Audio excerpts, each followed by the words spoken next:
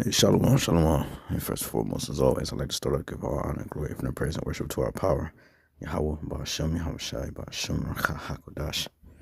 The honors to our apostle, elders, and bishops, great millstone, who will teach you in sound doctrine. Peace, salutations to the hopeful elect, the rest of the large multitude of men, women, and children. That Yahawashi, have mercy on these last days, these perilous times, many dangerous times that we're currently living in. Your brother HAQADASH, representing GMS branch here in Cleveland, Lord willing, to bring all the edifying lessons straight to the point. And I typed in ChatGPT, how important is Eyesalve, right? Because we understand that this is one of the terms used, or one of the parables or the talking points that Yahawashi used in the book of Revelations. All right, matter of fact, let's read that first.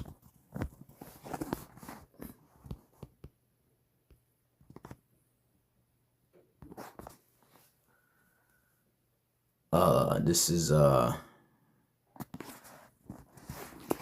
Revelations 3 and 14.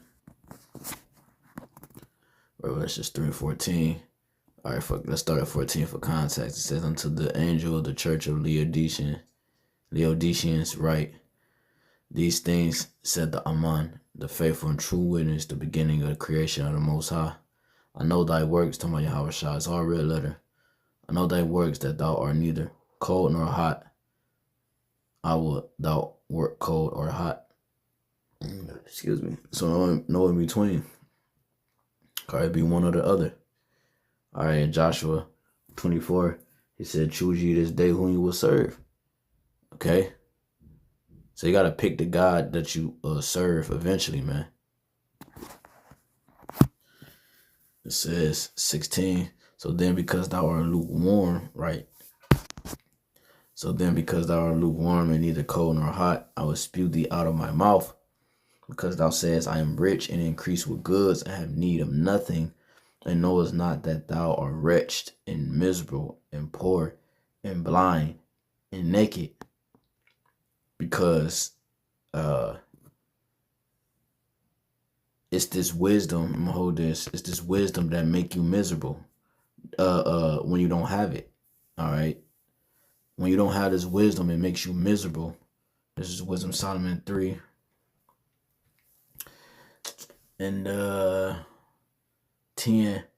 But the ungodly should be punished according to their own imaginations, which have neglected the righteous and forsaken the Most High.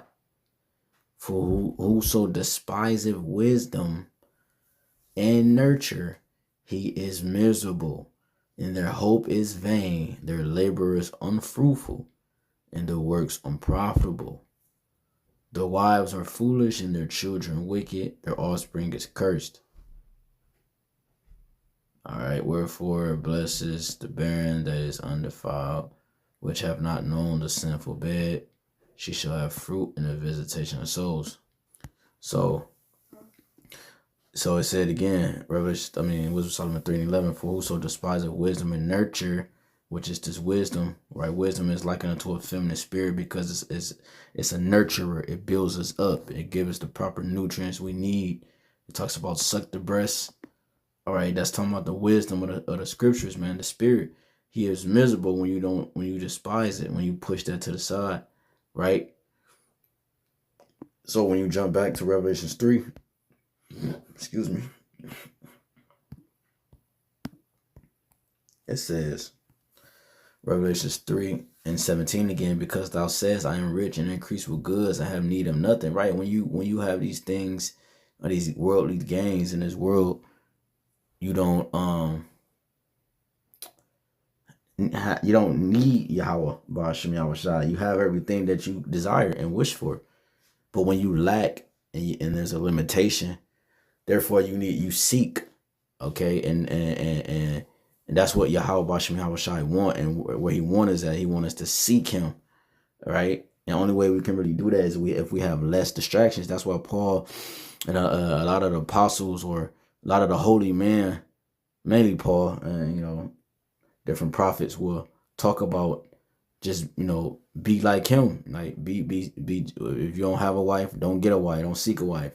But if you have one, so he was gave you the breakdown because the less distractions, the more you're able to give your time, more of yourself to the Lord. Okay. So this nurture, it said, which is this wisdom, it says, and knowest not that thou art wretched, right? And miserable and poor and blind and naked. You see that? So naked is being without a cover. Naked is not being covered. Poor is not being spiritual. So knowest not that thou art wretched and miserable and poor and blind and naked. You see that? Because they are without the wisdom, without Yahawashi. I counsel thee to buy of me gold tried in the fire, that thou mayest be rich, and white raiment, that thou mayest be clothed, and that the shame of thy nakedness do not appear. That's this wisdom. This is what clothed us. And that white raiment, the spirit and power of Yahawashi, is wisdom, knowledge, and understanding.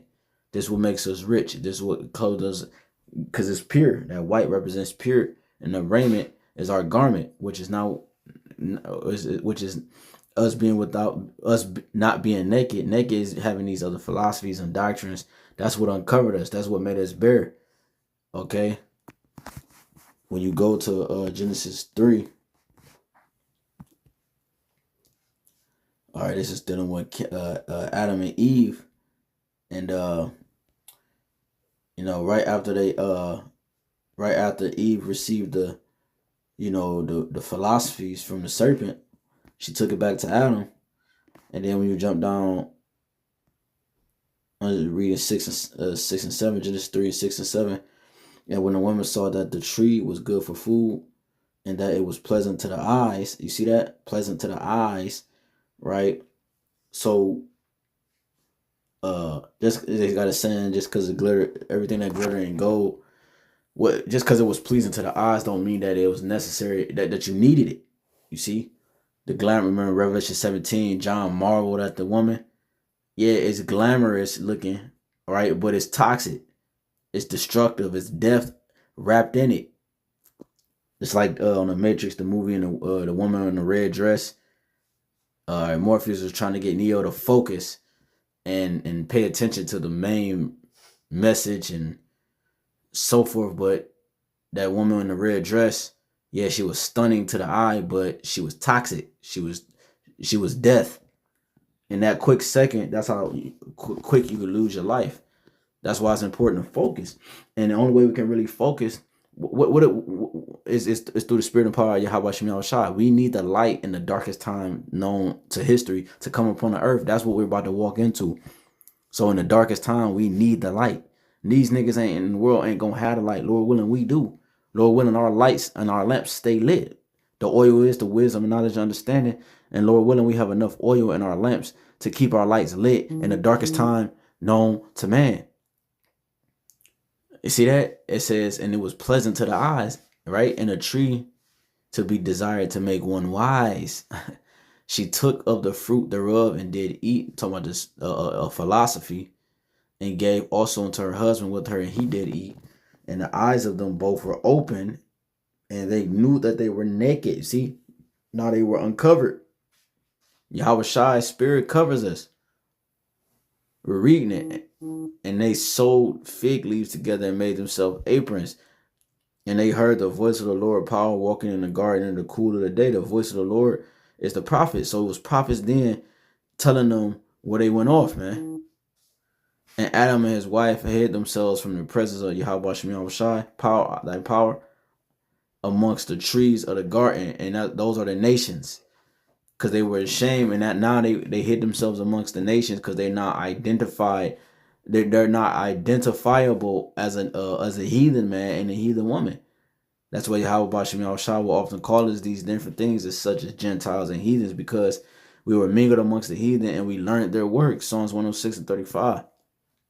So, which now took that which now affected our eyes, our spiritual outlook on life, our spiritual potency. All right, it blinded our spiritual potency. Okay, so you go back to Revelations 3 again. Poor, it says, thou art wretched, miserable, poor, blind, and naked. You see that? They're without. But again, Revelation 3:18, I counsel thee to buy of me gold tried in the fire, that thou mayest be rich in white raiment, that thou mayest be clothed, and that the shame of thy nakedness do not appear. Right, being in sin.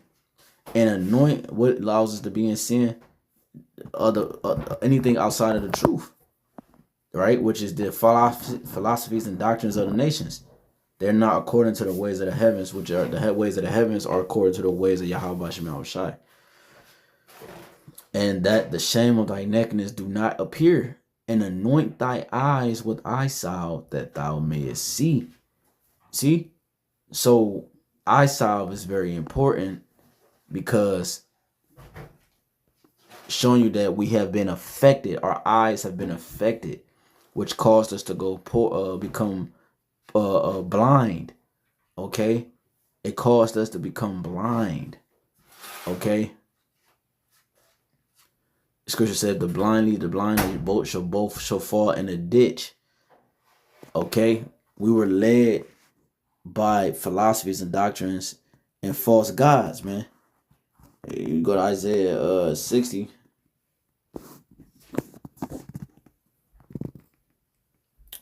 And 1, it says, arise, shine, for thy light is come, and the glory of the Lord is risen upon thee. For behold, the darkness shall cover the earth. You see?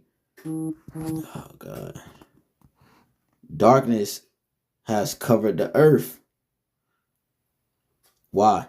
Because the earth is given into the hand of the wicked, and he covered the faces of the judges thereof. So if you cover the judges who dictate righteousness on the earth, when wickedness is running rampant in the streets, they are to execute judgment to keep balance in the earth. Well, those judges are what? They're covered. They've been hidden for a time. Right? Yahawashi, the angels, the elect, the prophets, the nation of Israel as a whole, they've been hidden. Because the one who reigns supreme in darkness is covering the earth, which is Esau, Edom. All right. We had to fall so that he can be revealed. Okay. Don't the sun fall in order for the moon to be revealed? The sun sets, that's a falling. It wanes, or it decreases. It goes down, and then the moon rises. So one has to fall for the one to be displayed. And that's what you're seeing now. You see us fail, which displayed and exposed the devil. And now you're seeing what? 2 Ezra 6. What is the end of the world? What is the end of thy times? You're seeing the enemy fall. So he's setting, and you're seeing us rise. The sun is rising. Okay, the brighter light is rising now. The night is going away. And Esau, he's a vampire. He need to stay in the night. He can't. The sun kills him. So you can understand Yahawashi, who's that sun, the light, the bright light. He is. John said, "I'm not that light, came to bear witness of that light." Hey, that sun, that brightness, Yahawashi is coming. Yahawashi is coming to destroy all the vampires, the blood-sucking vampires. Who is Esau, Edom. That movie Sinners was about you. You the bloodsucker of the earth, man. It talking about that in Sirach. He take his neighbor's living is a blood shudder. So he put the world in darkness, man, because that's how he operates. That's how he can see and move and think. For behold, the darkness shall cover the earth, and gross darkness the people, but the Lord shall arise upon thee, and his glory shall be seen upon thee. So it says, and the Gentiles shall come to thy light, and kings to the brightness of thy rising. You see that? And that's talking about Yahawashi, and the Gentiles are your Israelites.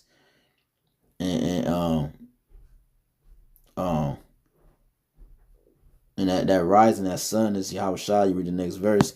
Lift up thine eyes round about. And the only way we can see him is if we would have been properly healed, man. Okay? And see all they gather together, and see all they gather themselves together, and they come to thee. Thy son shall come from far, and thy daughter shall be nursed at thy side. You see? In Yahawashi, we've been restored through Yahawashi. You see, we've been restored. And go to Revelation 5. He unloosened the seals. We've been restored by Yahawashi. Because it tell you here in Jeremiah 30 that our 12, for thus said the Lord, thy bruise is incurable and thy wound is grievous. So we had to have a physician come in and heal us. Okay, when you jump down, well, keep in 13, there is none to plead thy cause. Right. We went for a period of time without a mediator, that thou mayest be bound up. Thou hast no healing medicine. And Yahawashi became that healing medicine for us. That sacrifice was our healing medicine. It allowed us access into the doctor's office, if you will. It allowed us to stop the disease from spreading, all right, so that we can be healed. All right. When you jump down 17, it says, Jeremiah 30 and 17, for I will restore health unto thee, and I will heal thee of thy wounds, said the Most High, Yahawashi, because they called thee an outcast, and this is Zion whom no man seeketh after. So Yahawashi, that's what he did. He healed us, man. Okay? He healed us. This is Sirach 38 and 12.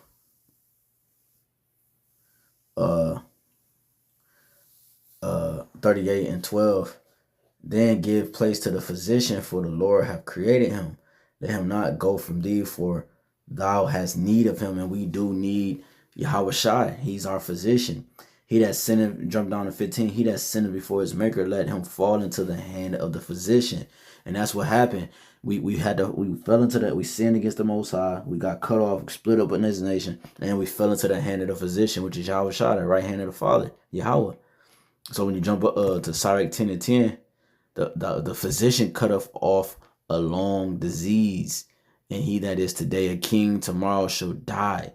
And the physician is Yahawashi, which it said, when you go to Jude, it says 5, I will therefore put you in remembrance, though ye once knew this, how that the Lord, having saved the people out of the land of Egypt, afterward destroyed them that believe not. So see, the Lord put us back in remembrance by the word of the Holy One. As soon as we heard these words, it activated our spirit. Every brother could attest. We was doing all different things, and we were stuck as if we was looking for this our whole lives. And we were spiritually, but physically we didn't know. In this flesh we didn't know until it hit us. It's a spiritual awakening. Okay? And it put our mind, our spirit back into remembrance of what's going on, who we are, how we connect with the Father and his Son, who the enemy is, and so forth. Because 6, and the angels which kept not their first estate, which was us, but left their own habitation, which was righteousness, into darkness, he had reserved an everlasting change under darkness unto the judgment of the great day. So this has been the verdict, or the judgment set for us until Yahawashi return. The judgment of the great day is when Yahawashi return and wage war on the Edomites and judge the 2/3 and save the elect. All right, and the finalization of the movie of Yahweh, Yahawashi, man, and that's the great day. The change of the darkness is the bodies we dwell in. It is subject to sin. All right, so but now we're being put back into remembrance, which allow what? When you go to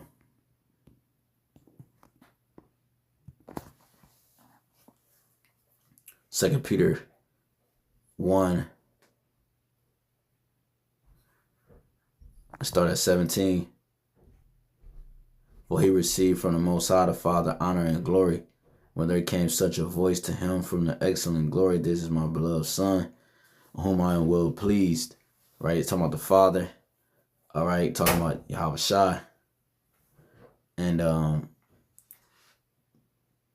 this voice which came from heaven, we heard when we were with him in the Holy Mount, right? The Transfiguration.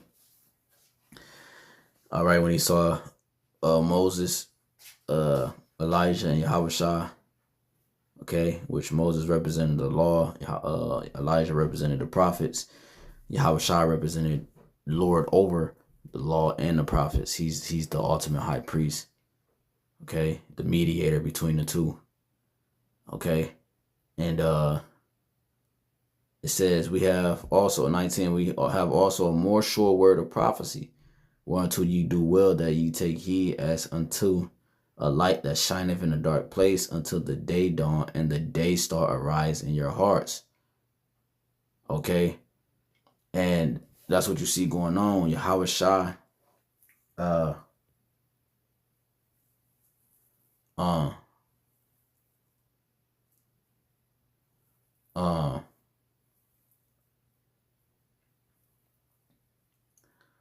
um,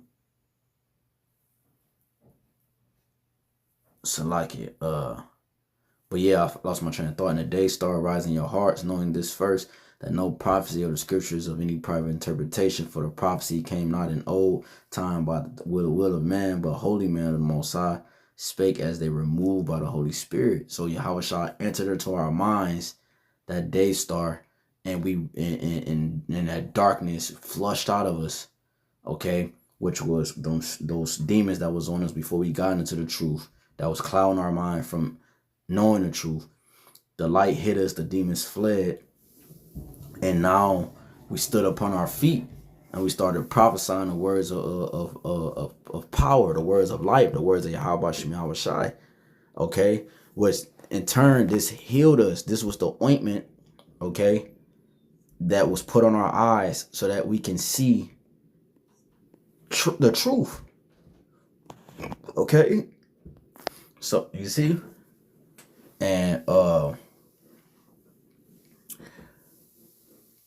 this is what's going on. The Eyesalve, again, we read the physician coming to cut off a long disease, which is Esau, Edom, which have a covering cast over the minds of our nation, the minds of our people. At one point, us. At one point in time, us.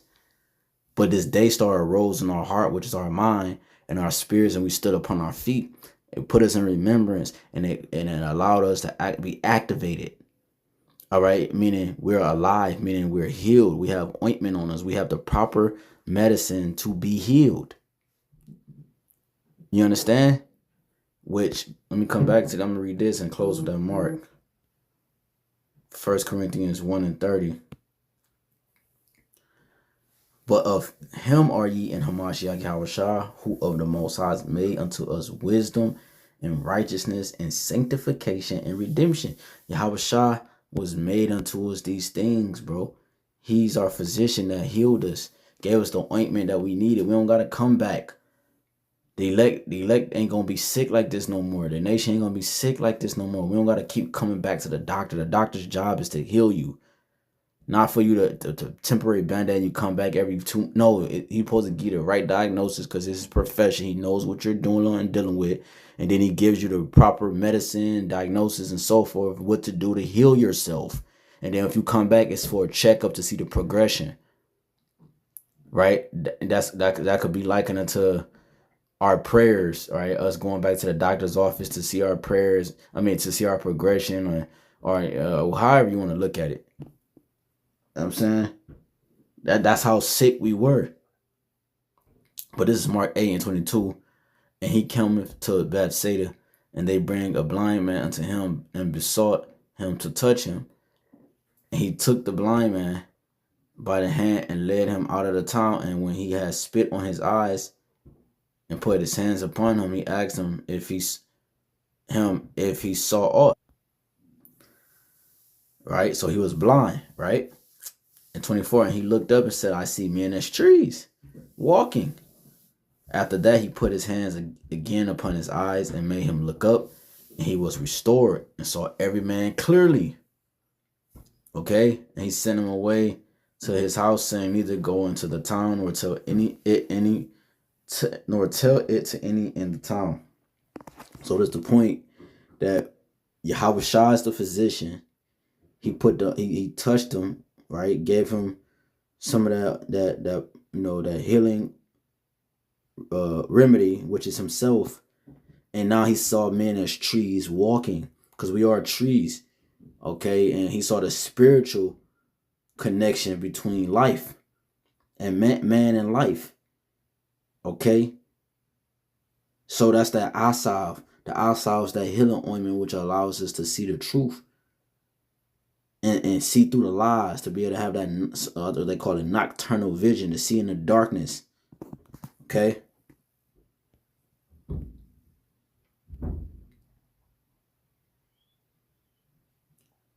It says,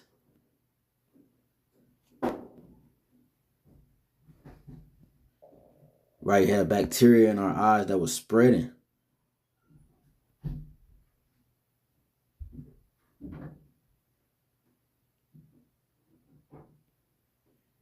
It says modern eye ointments helps prevent blindness, delivers medication, protects and lubricates, keep it from being dry. All right, bacterial infections. It says,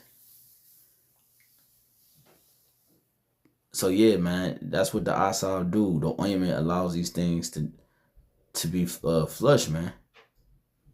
Okay, it says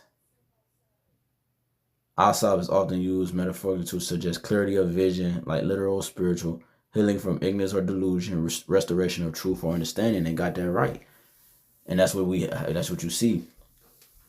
Restitution have been placed upon the elect. Okay, you could look at the story of Tobias and Tobit. Okay, the sparrow